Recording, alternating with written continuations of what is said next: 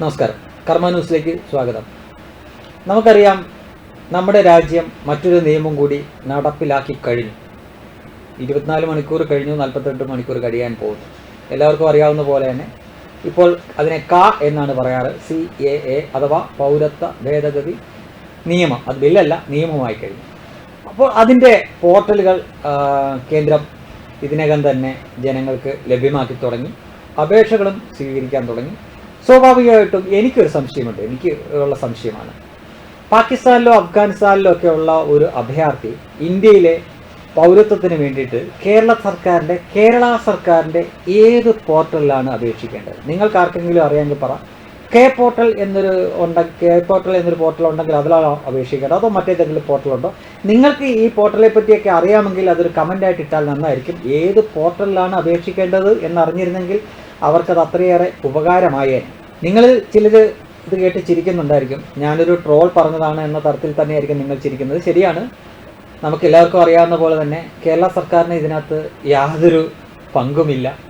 ഇത് കേന്ദ്ര സർക്കാരിൻ്റെയാണ്. കേന്ദ്ര സർക്കാരിൻ്റെ പോർട്ടലുകളിലാണ് ഇത് അപേക്ഷിക്കേണ്ടത്. അവരാണ് ഇതിൻ്റെ നടപടിക്രമങ്ങളെല്ലാം നോക്കുന്നത്.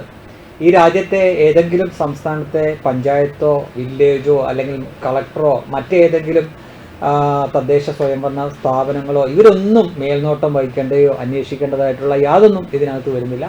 ഇത് കേന്ദ്ര സർക്കാർ നേരിട്ട് ചെയ്യുന്നതാണ്. അതുകൊണ്ട് തന്നെ കേന്ദ്ര സർക്കാരിൻ്റെ പോർട്ടൽ വഴി മാത്രമേ ഈ അപേക്ഷ നൽകാൻ പറ്റൂ. അവരാണ് ഇത് പരിശോധിക്കുകയും പൗരത്വം കൊടുക്കേണ്ടവർക്ക്, അതായത് ഒരു നിശ്ചിത വർഷ കാലാവധി അവർ വെച്ചിട്ടുണ്ട്. ആ നിശ്ചിത വർഷ കാലാവധിയിൽ ഇന്ത്യയിൽ താമസിച്ചവരാണോ, 3-4 കാറ്റഗറി വെച്ചിട്ടുണ്ട്, അതിനകത്ത് ഉൾപ്പെടുന്ന ആളാണോ എങ്കിൽ മാത്രമേ പൗരത്വം കിട്ടൂ. അതിൽ ഒരു സംസ്ഥാന സർക്കാരുകൾക്കും ഒന്നും പറയാനില്ല. ഒരു മുഖ്യമന്ത്രിമാർക്കും അതിലൊരു ഡയലോഗ്, ഒരു സിംഗിൾ ഡയലോഗ് അടിക്കാൻ പോലുള്ള അവകാശവും ഇല്ല, അധികാരവുമില്ല.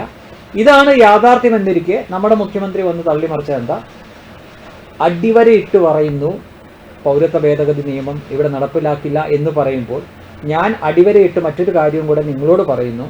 ഒരുപക്ഷെ ഇന്ത്യയിൽ തന്നെ പൗരത്വ ഭേദഗതി നിയമം പാസ്സായതിനു ശേഷം ആദ്യമായിട്ട് പൗരത്വം കിട്ടി ആ ആൾ താമസിക്കാൻ പോകുന്ന സ്ഥലം കേരളമായിരിക്കും. അപ്പോൾ പിണറായി വിജയൻ എന്ത് പറയുമെന്നറിയില്ല. എന്തായാലും കാതലായിട്ടുള്ള വിഷയത്തിലേക്ക് വരാം.